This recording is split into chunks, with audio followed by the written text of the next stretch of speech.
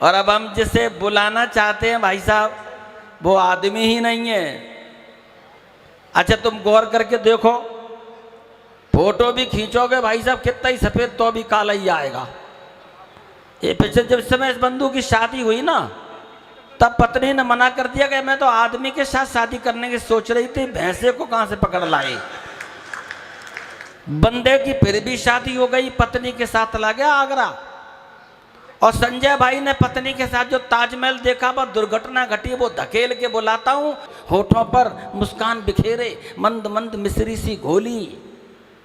और ताजमहल की छटा देखकर संजय जी की पत्नी बोली कि देखो शाहजहां ने कितनी अच्छी बिल्डिंग बनवाई और हमारे लिए आपने एक ईंट भी नहीं लगाई। संजय जी ने बड़े लाड से पत्नी को समझाया था, शाहजहां ने पत्नी के मरने पे इसको बनवाया था, मुझ पे ये उपकार न जाने किस जीवन में आप करेंगी, इस जीवन में तो लगता है हमें मार के आप मरेंगी। उठाना और थोड़ा सा सिरदर्द उठे तो फौरन आप दवा लेती हो, ताजमहल तो 10 बनवा दूं, मौका ही तुम कहां देती हो। ऐसे उठाइए पीछे तक के हाथ, घनघोर तालियों के साथ उसी आदमी को बुलाइए जो आदमी नहीं है, गेड़े की तरह उसमें भाई साहब गुदगुदी भी नहीं होती है। ऐसे बजाइए धमाकेदार भाई संजय खत्री इंदौर से। हाँ देख लो।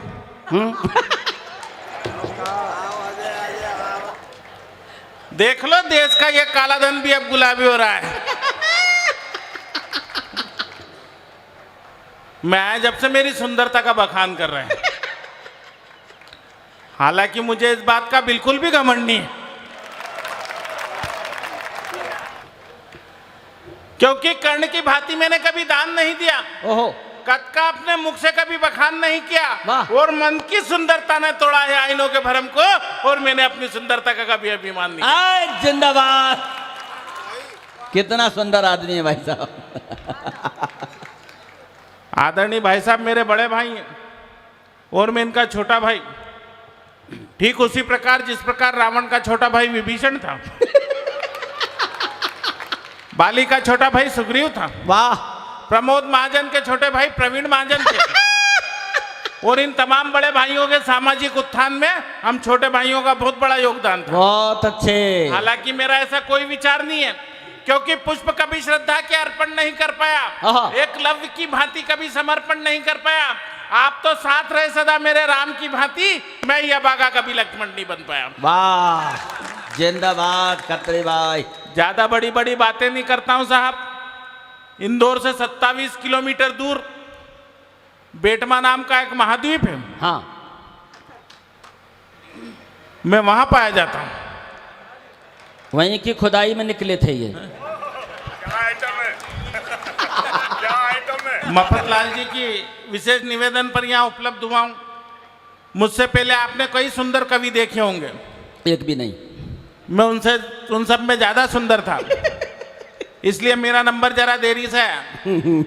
मेरे कलर के बारे में तमाम प्रकार की बातें की, पर भाई साहब आप तो एक बात बता दो, मैं सुनील सोमैया जैसा हसीन खूबसूरत होता तो आपको कौन सी मुझसे शादी करनी थी। मैं कह रहा हूं, मैं आया जब से मेरी सुंदरता का बखान कर रहे हैं, तमाम प्रकार की बातें की, मेरे कलर के बारे में तमाम प्रकार की बातें की, पर भाई साहब आपकी जानकारी के लिए एक बात बता दूं कि इस दुनिया में जितने भी काले लोग हुए उन्होंने बहुत नाम कमाया, जैसे Nelson Mandela, Serena Williams, Vivian Richards, Brian Lara, Barack Obama, Sanjay Khatri. अगला नंबर अपना ही है। और वो विवियन रिचर्ड तो नीना गुप्ता के सहयोग से भारत को एक तोहफा भी दे के गया। हाँ, दे गया। सही बता रहा हूँ भाई साहब, वो तो मेरा वेस्ट इंडीज जाना नहीं हो रहा है, वरना उसका तोहफा में उसे प्याज समेत लौटा कर आऊं। ये भी देशभक्ति है। ये कह रहा था भगत सिंह पैदा करो, राजगुरु पैदा करो, भाई तू कर नहीं, तेरे को किसने मना करा है? खुद कुछ कर नहीं रहा, दूसरों को सलाह दे रहा, मैं ये संभाल लूंगा वो संभाल लूंगा। जो सम्मान में दुपट्टा डाल के गए थे वही नहीं पटक के चला गया। मैं कह रहा हूं ना कि लोग, सही बता रहा हूं भाई साहब, वो सही बता रहा हूँ, और मैं तो सच्चा देशभक्त हूँ और ये बात मैं साबित कर सकता हूँ। स्वागत है भैया। क्योंकि अंधेरों के लिए उजाले अच्छे हैं, भूखों के लिए निवाले अच्छे हैं, और सफेद पोश देशद्रोहियों की भीड़ में हम देशभक्त काले अच्छे हैं। और ये सफेद पोश देशद्रोही इसलिए कहना पड़ता है क्योंकि एक सफेद पोश दिल्ली में खड़ा होकर एक पार्टी का आदमी कह देता है कि मेरी गर्दन पे छुरी रख दो तो भी मैं भारत माता की जय नहीं बोलूंगा। समस्या यह नहीं कि उस बेवकूफ नालायक ने बात की, समस्या यह कि जिस वक्त उस बेवकूफ नालायक ने बात की, यदि वो छुरी यदि उसके गर्दन की बजाय यदि उसकी जुबान पर रख दी होती तो यह समस्या ही खड़ी नहीं होती। वाह। और तकलीफ तो तब हुई जब देश के छोटे छोटे कवियों ने बड़ी बड़ी कविताएं लिख दी, मैंने तो केवल 4 पंक्तियां लिखी। हाँ। कि गलती कोई भी करे उसे हर पिता को अपनी वसीयत बच्चों में बराबर बांट देनी चाहिए, गलती कोई भी करे उसे डांट देनी चाहिए, और जो जुबा भारत माता की जय ना बोले मेरा तो कहना जुबा को ही काट देनी चाहिए। बोलो भारत माता की, भारत माता की। आंदोलन समाप्त। ताली बजाओ। अपनी देशभक्ति इतनी है, हाँ, और क्या काला काला करते हो। मैं कहना चाहता हूं कि सबकी अपनी अपनी कहानियां थी, सबकी अपनी अपनी कहानियां थी, कुछ आपकी तो कुछ हमारी भी दीवानियां थी। सबकी अपनी अपनी कहानियां थी, कुछ आपकी तो कुछ हमारी भी दीवानियां थी, और आप इतिहास भूल गए, आपको पता नहीं है शायद। हाँ। अकेले काले कृष्ण कन्हैया की 16,000 पटरानियां थी। शाबाश मेरे माटी के शेर। बोल रेवती भैया आ गए। इन खुश सब हूँ। कवियों का जन्म हुआ है। हाँ, आपका अवतार हुआ है। कस के बांधो, कस के बांधो भैया, गांठ तो लगा रहे हो, गर्दन तक न जाए। मैं कह रहा हूं ना, इन सब कवियों का जन्म हुआ है और मेरा अवतार हुआ है। आप सभी भाग्यशाली लोग हैं कि आज आपको इस अवतारी पुरुष के दर्शन प्राप्त हुए। हाँ, हैं? इसलिए मैं खड़ा हुआ हूं तो एक बार मेरे सम्मान में भी तालियां बजाइए। वाह। क्योंकि मैं क्या कान में आकर तो कहने से रहा कि ताली बजाओ ताली बजाओ, नहीं मैं कर भी सकता हूं, पर क्या है सारी प्रक्रिया में समय बहुत लग जाएगा, समय बहुत लग जाएगा। और आपको मालूम है समय किसी के पास नहीं, समय किसी के पास नहीं, क्योंकि माना बेबी को बेस पसंद है, बेबी को बेस पसंद है, सलमान को एस पसंद है, मालिया को केस पसंद है, लालू को भेस पसंद है, और हमने चुना है ऐसा प्रधान देश के लिए जिसको करता पूरा विश्व पसंद है। वाह। कहने का तात्पर्य ये भाई साहब के लोग अपना काम भूल गए, जिसे जो काम सौंपा गया करने को राजी नहीं। हमें काम मिला कविता पढ़ने का, देखो हम बारी बारी से पढ़ रहे कि नहीं। हाँ। आप सबको काम मिला ताली बजाने का, बजाओ। और मैं तो कहना चाहता हूं कि मैं अपने काम के प्रति इतना सजग हूं कि यहाँ मंच पे बैठा हुआ एक भी कवि नहीं होगा, और कवि छोड़ो यहाँ मौजूद एक भी श्रोता नहीं होगा। ये बात मैं साबित कर सकता हूँ। अच्छा, राखी सावंत ने स्वयंवर रचा, आप में से कौन कौन व्यक्ति उस स्वयंवर में गया? कोई नहीं गया। मुझे मालूम है कोई नहीं गया, मैं गया।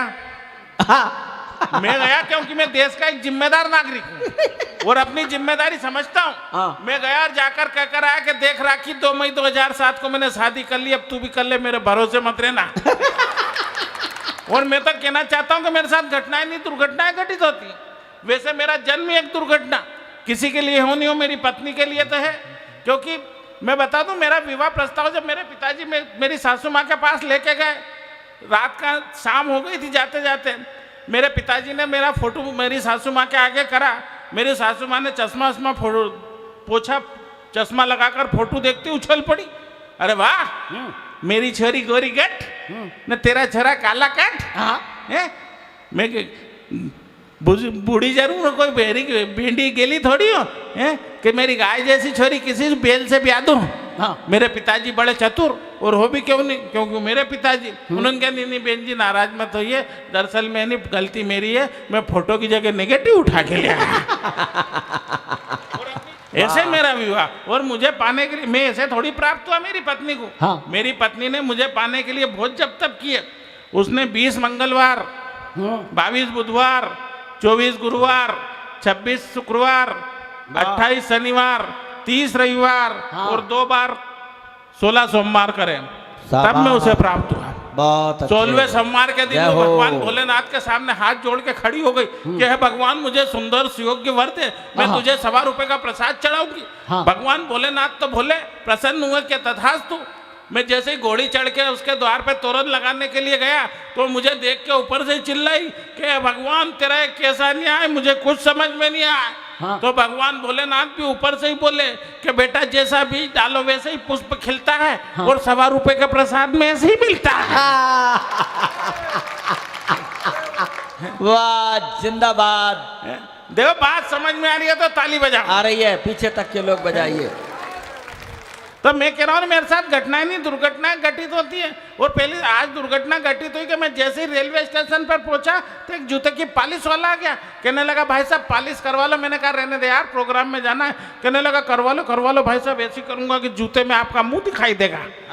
ये सबरस मुरसानी मेरे साथ थे, कहने लगे क्यों झूठ बोलता है, इसका तो कांच में भी दिखाई नहीं देता है। बिल्कुल सच्ची बात बता रहा हूँ। मैं और मेरी पत्नी बाजार गए, पत्नी ने जिद करी कि मुझे जनरल स्टोर से कुछ सामान खरीदना। मैंने कहा चलो। दुकानदार के पास गया, दुकानदार ने पूछा भाभी जी क्या चाहिए, पत्नी ने कहा नेल पॉलिश। दुकानदार ने फिर प्रश्न किया भाभी जी कौन से कलर की दिखाऊं। हाँ। पत्नी ने कहा स्किन कलर की दिखा दो।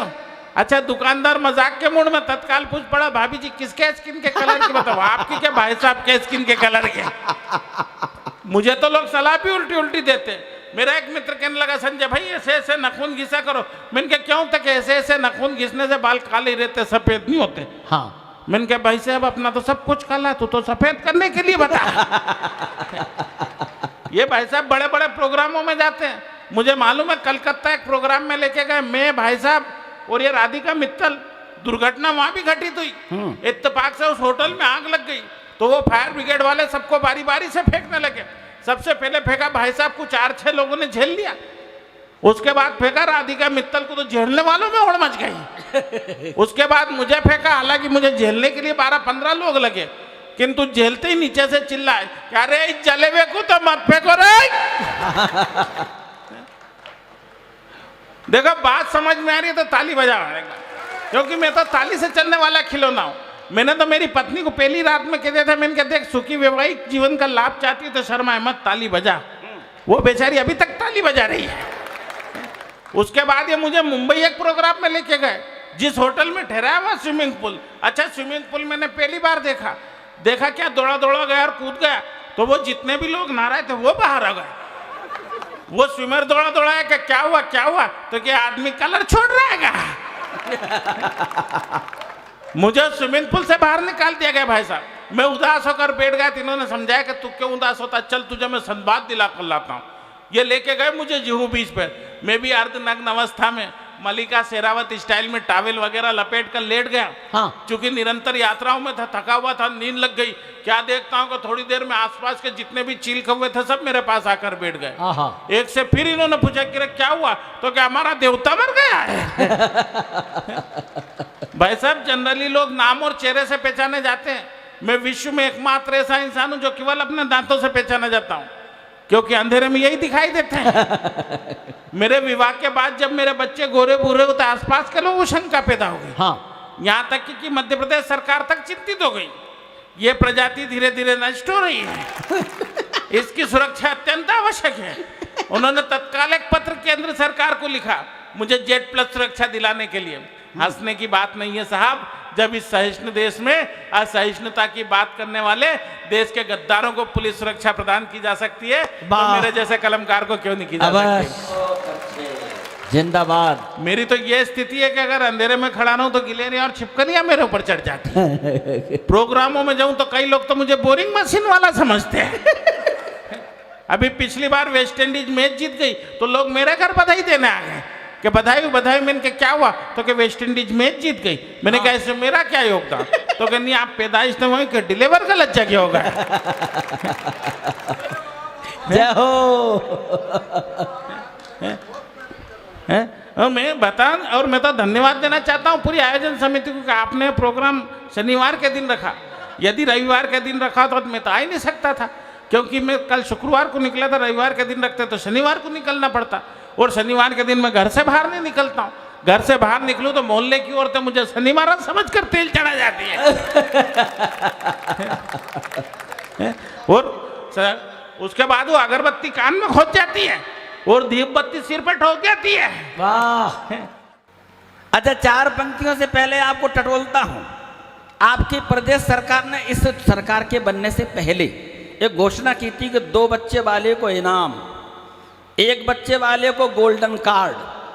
अच्छा, अपन ठहरे कभी, तीसरा सवाल उछाल दिया। अब तीसरे सवाल में आपकी परीक्षा लेता हूं, तब जानूंगा कि कब सम्मेलन शुरू करना है कि नहीं।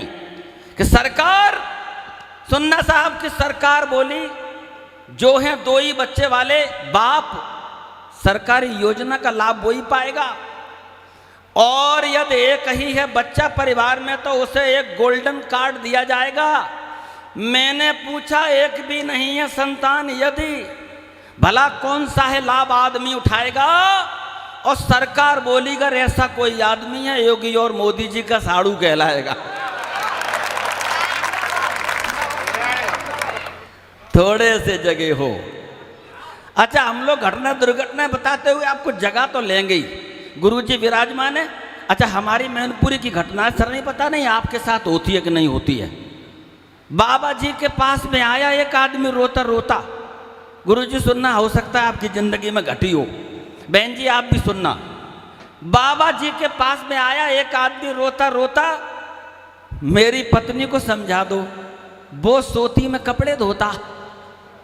बाबा बोले, काट के उल्लू, अकल से पैदल रट्टू तोता, और पत्नी को ही समझा लेता तो मैं ही क्यों बाबा होता। कोई भूमिका नहीं, केवल ये सोच लीजिए कि अभी चुनाव गया है आपका, उसमें से कुछ चित्रहार उठा रहा हूं। स्वागत है, स्वागत है। देखो, और बढ़िया नहीं हो तो ईंट मारना, रखिएगा तैयार है। पक्का वाला है कि आई तैयार हो जाओ, हाथ ऐसे करके सामने लाओ, बजानी तो पड़ेगी। अब तो 2020 के मैच खिलाड़ी हर बॉल पे चौका होता है। जय हो। सुनो कि आई नई नई सरकार के बोलो बाबा जी की जय। जय हो। कौन से वाले? ये वाले भी, कोने वाले भी, आप समझो। एक कोने में बाबा और बैठे हैं कि आई, हाँ, ये बाबा ही कराते रहते हैं ऐसे कार्यक्रम। आई नई नई सरकार के बोलो बाबा जी की जय, कि बोलो बाबा जी की जय, कि बोलो बाबा जी की जय। आई नई नई सरकार के बोलो बाबा जी की जय, बोलो बाबा जी की जय, कि बोलो बाबा जी की जय। सबको कर देगी लाचार के बोलो बाबा जी की जय। पहला खोलता हूं पन्ना, एक एक करके छोड़ूंगा, किसी को नहीं। प्रियंका दीदी ने आके दागे तीर अचू। जय हो। देखो खोलना, ये मैं सिर्फ इसलिए जादूगरी कर रहा हूं कि थोड़ा असर चच्चा खत्म हो जाए, कविता तो बाद में सुनाऊंगा। कि प्रियंका दीदी ने आके दागे तीर अचूक, जान फूकने आई दल में दई पार्टी फूक। इतनी भई करारी हार के बोलो बाबा जी की जय, बाबा जी की जय, कि बोलो बाबा जी की जय। इतनी भई करारी हार के बोलो बाबा जी की जय। एक और सुनना, 3 बार हाथी दादा का किया गया अभिषेक। जय हो। संकेत समझिए, मजा आ जाएगा। 3 बार हाथी दादा का किया गया अभिषेक, जगत बहन जी को चुनाव में सीट मिली है एक। हाथी डूब गया मझधार के बोलो बाबा जी की जय। अब सेपई वाले भैया की सुनो, कि जैसे तैसे यादव जी ने पार्टी घर की फूट। चचा भतीजे लड़ रहे थे। जैसे तैसे यादव जी ने पार्टी घर की फूट, तो साइकिल पंचर हो गई, गो हैंडल टूट। छोटी बहू मचा बेरार की बोलो बाबा जी की जय।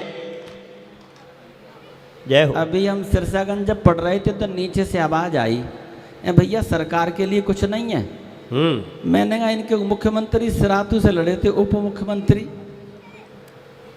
लड़े तो चित्त गिरे, तो हमने उनके सम्मान में भी 2 पंक्ति धकेल दी। स्वागत है। कि एक छोकरी ने के सबको मारा धोबी पाट। ओहो, क्या बात है। एक छोकरी ने केशव को मारा धोबी पाट, और ऐसी पटक लगी चच्चा को धूर गए हैं चाट। चाट। मच गई दल में हाहाकार के बोलो बाबा जी की। बाबा जी ने क्या कही? बाबा बोले नहीं चलेगी कोई लूट घसोट। जय हो। बोलना मुफद्दलाल जी सुनो। बाबा बोले नहीं चलेगी कोई लूट खसोट, जय हो। और गुंडों की छाती पे होगी बुलडोजर की चोट। सबकी गर्मी दऊं निकार के बोलो बाबा जी की जय। क्या बात है। सबकी गर्मी दऊं निकार के बोलो बाबा जी की जय। जब तक नेता और बीवी पे हाथ से ना पड़ा जाए तब तक हाथ से अधूरा होता है। बिल्कुल, लेकिन अपनी बीवी पे ही पढ़ना, वो आप समझे। तो कुछ छोटी छोटी टिप्पणियाँ पढ़ता हूँ। कुछ टिप्पणियाँ नेताओं पे पढ़ूंगा, कुछ टिप्पणियाँ घरवाली पे पढ़ूंगा, और स्वागत है। अंत में एक शहीदों के प्रति एक पैरोडी पढ़ के मैं अपना स्थान ग्रहण करूँगा। अभिनंदन है साहब, अभिनंदन।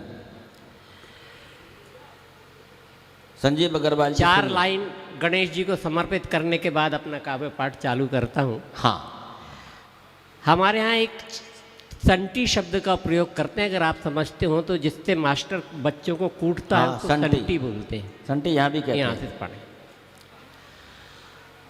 हाथों में लेके संटी, आहा, हाथों में लेके संटी, पधारो गणेश जी। हाथों में लेके संटी, पधारो गणेश जी। ओहो, नेता बिगड़ गए हैं, मारो सुधारो गणेश जी। संसद में लड़ रहे हैं, आहा, मंचों पे भिड़ रहे हैं, टीवी पे बेवजह ही पल पल झगड़ रहे हैं। आहा, इनकी जरा सी लू तो उतारो गणेश जी। नेता बिगड़ गए हैं, सुधारो गणेश जी। तुम वोट हो हमारे, ओहो, जय हो चचा की। बस चुनाव तक हो प्यारे, आहा, फिर ना मिला करो, वहाँ कष्ट मत दिया करो। जिंदाबाद। क्या रंग ला रहा है इनका हंसी बुढ़ापा। अंगूर के मजे सभी किसमिस में आ गए। सुनाओ चचा। जिनके पाले हाँ में 100 विधायक हैं, हाँ, आप आज माला के लायक हैं। जिनके पाले में 100 विधायक हैं, पूछो तो क्या भरोसे के लायक हैं। जो कल फूटे तो मत कहना कि सब दुखदायक हैं। जिनके पाले में ताल लगा के। 100 विधायक हैं, पूछो तो क्या भरोसे के लायक हैं। नेता के नैनों में कुर्सी का ख्वाब अनूठा रहता है। क्या कहने। जब तलक बैठ जाए ना उस पे पसर, वो रूठा रूठा रहता है। नेता के नैनों में कुर्सी का एक दो और छोटी छोटी टिप्पणी। बहुत अच्छा लग रहा है, लेकिन जरा तालियां घनीभूत कर लो, मजा आ जाएगा, दावा कर रहा हूं। हाँ। दुनिया से क्या लेना देना, आहा। एक बार में सब चर लेना। ओहो। दुनिया से क्या लेना देना, एक बार में सब चर लेना, कुछ भी रहे न बाकी। आहा।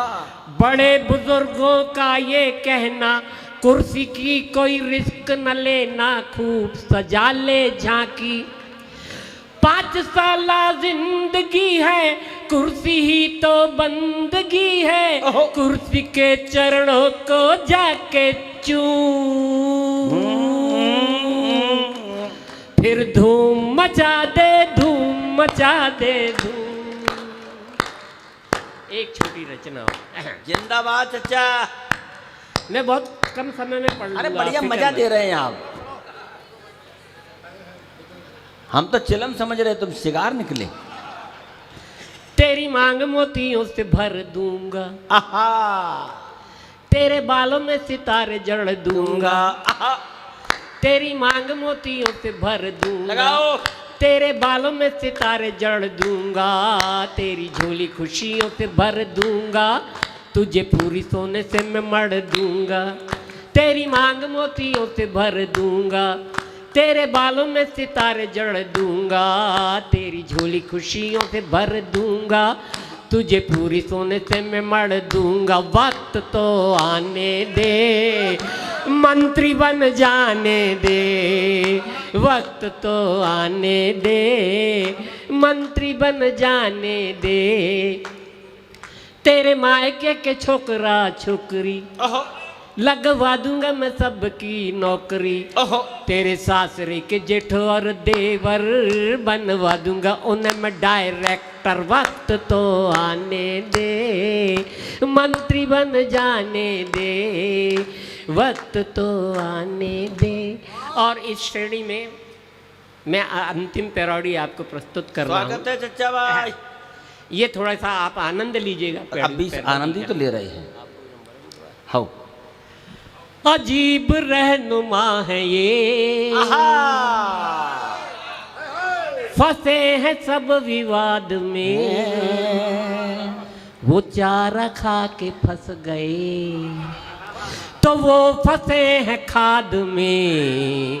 अजीब रहनुमा है ये, किसी की सीढ़ी बन गई, किसी के फोन टेप है, किसी की सीडी बन गई, किसी के फोन टेप है, किसी के नाम अपहरण, किसी के नाम रैप है। अजीब रहनुमा है ये। धन्यवाद धन्यवाद धन्यवाद। ये इनका वस्पा भाजपा,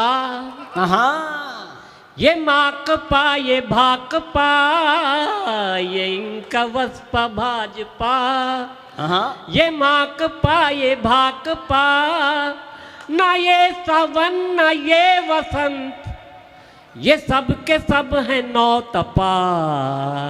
अजीब रहनुमा है ये, फंसे हैं विवाद में, वो चारा खा के फंस गए तो वो फंसे हैं खाद में।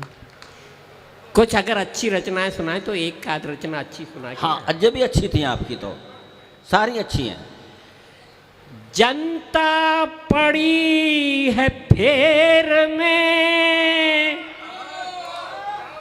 रोटी के दाल के,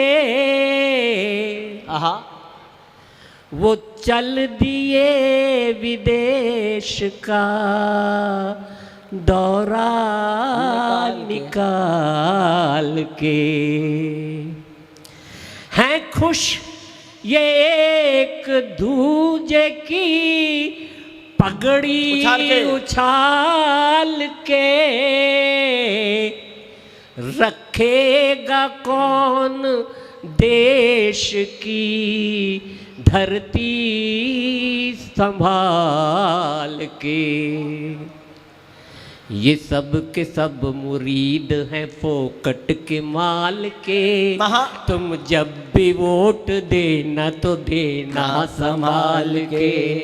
ये सब के सब मुरीद हैं फोकट के माल के। तुम जब भी वोट देना तो देना संभाल के।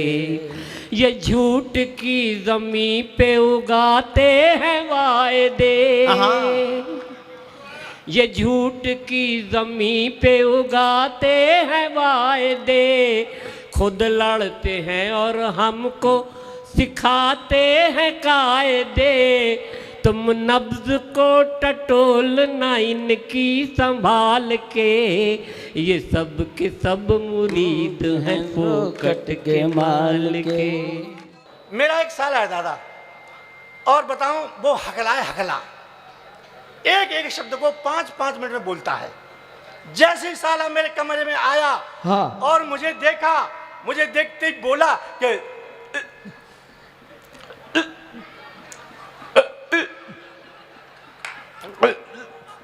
मैंने कहा हो गई राम राम, बैठ बैठ बैठ बैठ। 5 मिनट में अगला राम राम नहीं कर पाया।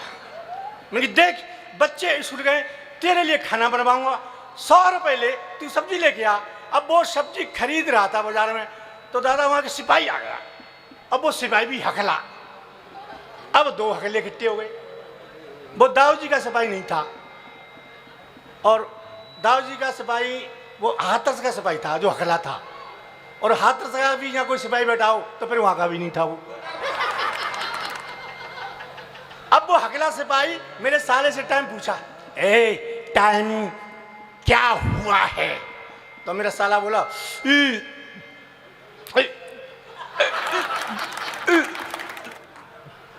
पता नहीं है। सिपाही बोला नकल कर रहा है मेरी, नकल कर रहा है मेरी। मेरा साला बोला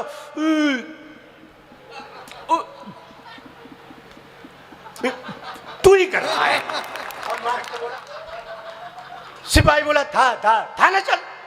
और मेरे साले को वो सिपाही थाने में ले गया। दरोगा से सिपाही बोला दरोगा जी नकल कर रहा है मेरी। मेरा साला बोला कर रहा है। अब दरोगा को आया गुस्सा, और दरोगा ने डंडा उठाया, और दरोगा बोला दोनों अंदर चलो, दोनों अंदर चलो। अब वो शाम को लौट के मेरे घर आया, तो मैंने उससे पूछा सच सच बता तू कहाँ जा रहा है? तो बोलो इंटरव्यू देने जा रहा हूं। मैंने कहा किसका इंटरव्यू देने जा रहा है? रेलवे में। मैंने कहा रेलवे में किसका इंटरव्यू देगा? अनाउंसमेंट करूंगा। वो मैंने कहा हकले तू रेलवे में अनाउंसमेंट करेगा तू? बोला हाँ। मैंने हकले तू? बोले हाँ कर लूंगा। मैं कि तू एक वाक्य बोल दे और पास। बोले पूछ। मैंने कि बोल पवन एक्सप्रेस प्लेटफार्म नंबर 1 पर आ रही है, तू बोल के दिखा दे और पास। तो वो कह रहा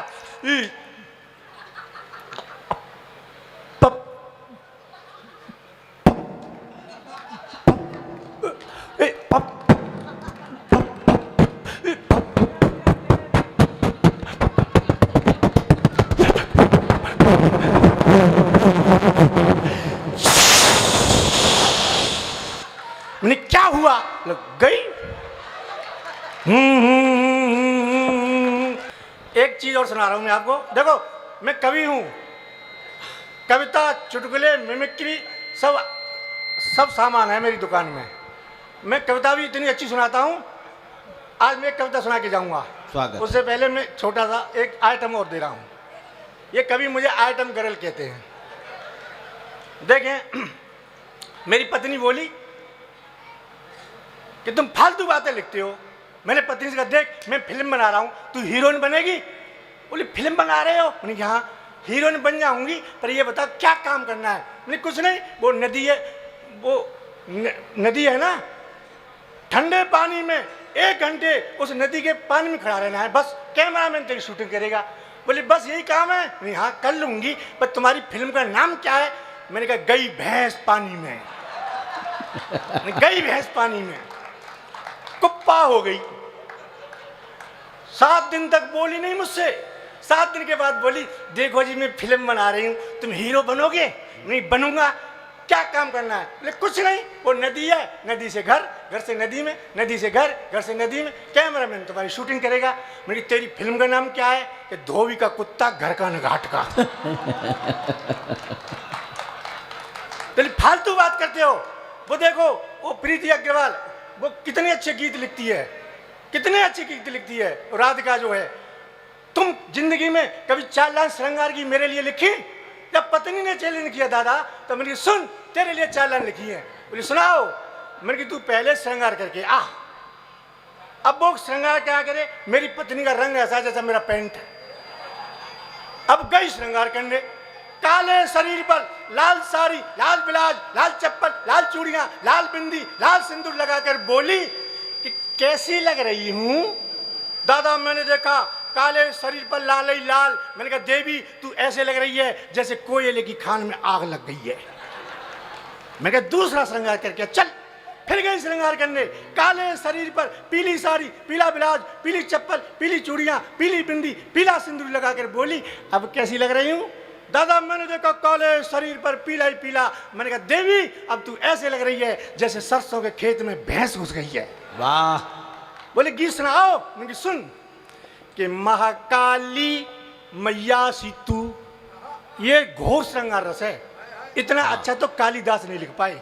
हाँ। और लिखेंगे कहां से? अब वो है ही नहीं। क्यों?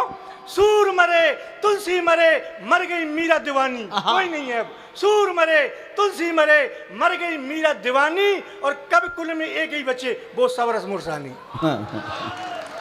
कब कुल में एक ही बच्चे वो सबरस मुरसानी। बोली सुनाओ। मैंने कहा महाकाली मैया सीतू, श्याकाली कढ़ैया सीतू, बर्र सीतू ततैया सीतू, मरखनी एक गैया सीतू, लेकिन मजबूरी में कहता सोन चिरैया तू आई लव यू। अब दादा एक बात बताऊं, अब वो भले काली सही लेकिन है तो काला धन मेरा ही। हाँ। 7 फेरे मिली है। 2 साल पहले नरेंद्र मोदी बोले भाइयों काले धन को बदल ले जाओ। मैं अपनी लुगाई को लेके पहुंच गया, बदलो मोदी जी बदलो काले धन को। मोदी ने मेरी पत्नी को देखा और बोले 50% लगेगा। मुझे हंसी आ गई। मोदी बोले क्यों हंस रहा है? मैंने कहा मोदी जी 50 साल की है, अब तो 25 साल की लेके जाऊंगा। हाँ काला धन तो मेरा ही है, 7 फेरों के बाद मिला है, सच में। अच्छा यहाँ महिला है नहीं, पर एक बात बता दूं, महिलाएं जो होती हैं वो पुरुषों से एक काम ज़्यादा करती हैं। बहुत से लोग तो ये सोच रहे हैं कौन सा काम है वो। महिलाएं पुरुषों से एक काम ज़्यादा करती हैं। वो कौन सा काम है? दादा जब घर में कोई बड़ा बूढ़ा मर जाता है तो महिलाएं 2 काम करती हैं। जो घोट मोट सर करके बैठा है घर में मालिक, 13 दिन तक न तो काम करे और न कुछ ही, चाहे खेत बिक जाए, मकान बिक जाए, दुकान बिक जाए, कुछ नहीं बोलेगा, चुप बैठेगा यूं। और महिलाएं 2 काम करती हैं, रोती भी जाती हैं और घर का काम भी करती जाती हैं। 2 काम कर रही हैं। बुढ़ा मर गया, उसे ले गए शमशान घाट में और नीचे लकड़ी लगाने लगे। बुढ़े की टांगों के नीचे एक दुसंग की लकड़ी आ गई, टांगों के नीचे दुसंग की। तो दूसरा काम वाला बोला लगेगी लगेगी। तो बोला ये लगेगी लकड़ी? हाँ लगेगी, दुसंग की है। बुढ़ गर्दन के पीछे आया, एक गुम्बद लगाया लकड़ का, ऐसा गुम्बद उसमें। वो फिर बोला चुबह गो चुबह गो। वन आंख खोली, बोलो तू सोवे को जा पे, आजा तू सो जा, लगेगी चुहेगी, मरे को लगेगी चुहेगी, आजा तू सो जा। तो ये फूंक दूं पहले तो मैं। अब क्या करे? अब वो जो है बुड्ढा बाद में वो घी डालते खोपड़ी में, तो खोपड़ी में घी डाला उसने। अब 800 रुपये किलो का घी ऐसे डाले ने कहीं वो के और डाल ने को डाल और डाल 1 और डालो। अरे भैया और डाल 1 और डालो। अरे ऑर्डर। गाजर को हलवा बनवा रहा हूँ, अरे गाजर को हलवा बनवा रहा हूँ। ऑर्डर ऑर्डर 600 को तो खत्म है वो। अब वो बुड्ढा मर गया तो अब आप देखें कि महिला 2 काम कर रही है, रोती भी जाती हैं और घर का काम भी कर रही हैं। देखें आप,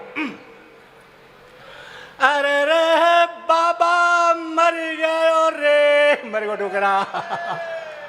ओ बाबा तिजोरी की चाबी को कहाँ धर गयो रे। ओ बाबा तिजोरी में तो सोने चांदी के गहने भरे रे, जल्दी बता जा कहाँ है। बाबा जल्दी बता जा चाबी कहाँ है, नहीं तो ननद ले आवेगी गहने चुरा के ले जावेगी, चोट नहीं आए रे। ओ बाबा बाबा मर गो रे। एक महिला आई रोती रोती, अरे बाबा गयो, अकेलो ही गयो, संग नहीं लगो, मोल ले जातो तो तेरे का है जातो, गयो अकेलो। अब दूसरी महिला आई, अरे बाबा रे, ओ बाबा मर गो, अकेलो ही गो रे, मोकू संग नहीं लगो मर गो। और जो आवे वो ही अकेले ही गो, मोकू संग नहीं लगो। वो घोट मोट चांद करा के बैठा, उसने आँख खोली और बोला, कैसे संग ले जातो री, वो कोई मेटाडोर करके थोड़ी ले वो तो अकेले हो गए। तभी दूसरी रोई, अरे बहना, ओ बहना मथुरा वाले, ओ बहना मथुरा वाले, मथुरा वाले फूफा आ गए, चाय बना लो री। बहना कैसे बनाऊं, घर में चीनी ना री। अरे चीनी राम फूल की दुकान से उधार ले आ रही, डोकरा मेरे को रे। बहना राम फूल ना है, देखो चीनी बड़ो बदतमीज है, उधार के पैसा है 5000 तो पिछले।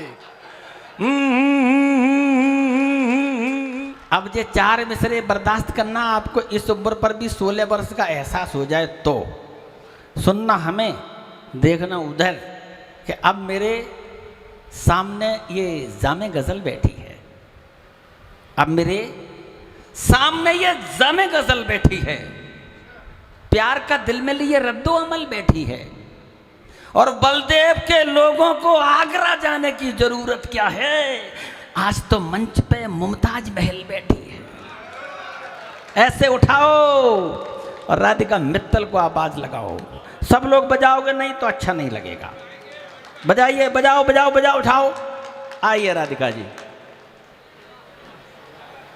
आदरणीय सतीश मधुप जी भी बहुत ही अच्छा संचालन कर रहे हैं, मैं देख रही हूँ जब से आई हूँ, बहुत मेहनत कर रहे हैं, कभी इधर से मेहनत करते हैं, कभी इधर से मेहनत करते हैं। अगर ये इतनी मेहनत घर में कर रहे होते तो शायद ये इतनी रात को भटक ना रहे होते, इसलिए इनके भी सम्मान में तालियां बजा दीजिए। बहुत बहुत धन्यवाद। राधिका जी, इतनी रात में पराये मर्द से ये छेड़छाड़ की बातें अच्छी नहीं होती। देखो, समर्थन करना तो मैं ठीक ठीक उत्तर दे रहा हूँ। उन्होंने कहा कि अगर घर में इतना ध्यान देते तो भटक नहीं रहे होते। हमने यूं कहा कि हमसे थोड़ा हाथ मिलाकर देखो तो,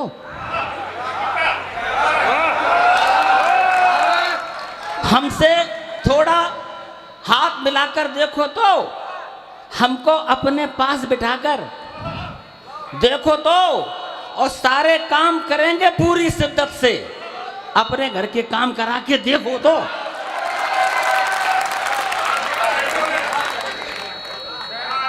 देखिए, अब ये दादा बनने की उम्र में दूल्हा बनने के सपने देख रहे हैं और काम कराने की बात कर रहे हैं। अब इनसे ये पूछी जाए कि आपके घर में कौन काम कर रहा होगा इस वक्त।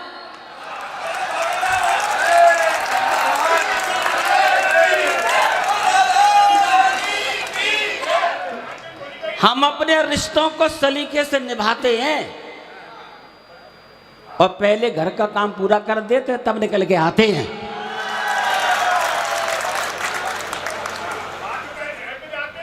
अच्छा, और ये भी कह रही थी कि दादा बनने की उम्र में दूल्हा बन रहे हैं। भाई साहब, मैं सवाल पूछता हूं कि पुरानी घोड़ियां क्या घास खाना छोड़ देती हैं?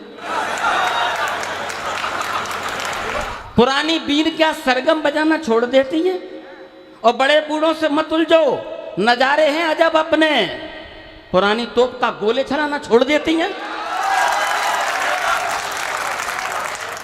अब आप लोग ये बताइए, ये मुझे छेड़ रहे हैं या मैं इनको छेड़ रही हूँ?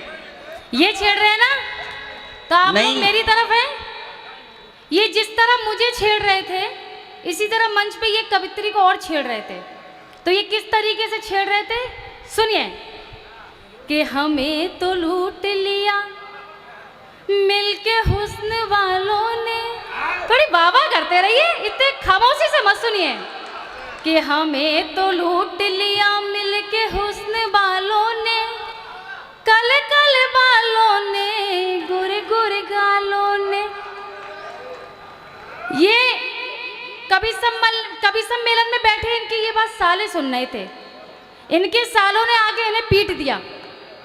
तो इसलिए मैं अब कहना चाहती हूँ सतीश जी कि तुम्हें तो फोड़ दिया मिलके तुम्हारे सालों ने, तुम्हें तो फोड़ दिया मिलके तुम्हारे सालों ने, ससुर के लालों ने, मोहल्ले वालों ने।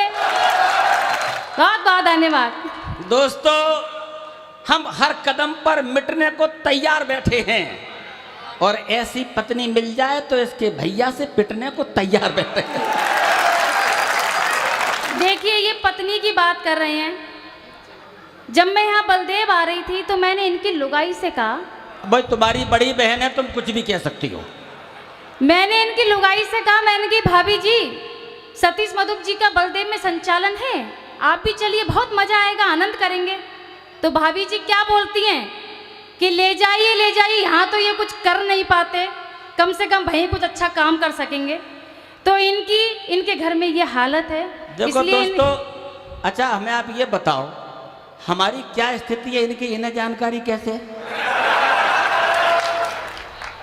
तो सवाल अच्छा है, और फिर मैं इन्हें बार बार समझाता हूँ। मालूम क्या कि भरी हो भीड़, उसमें भी हम लाठी टेक लेते हैं, और भले चश्मा रहे टूटा मगर हम देख लेते हैं।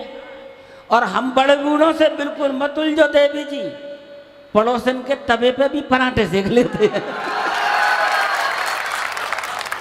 देखिए, ये इस तरीके से ही करते रहेंगे और मुझे अपना काव्य पाठ नहीं करने देंगे।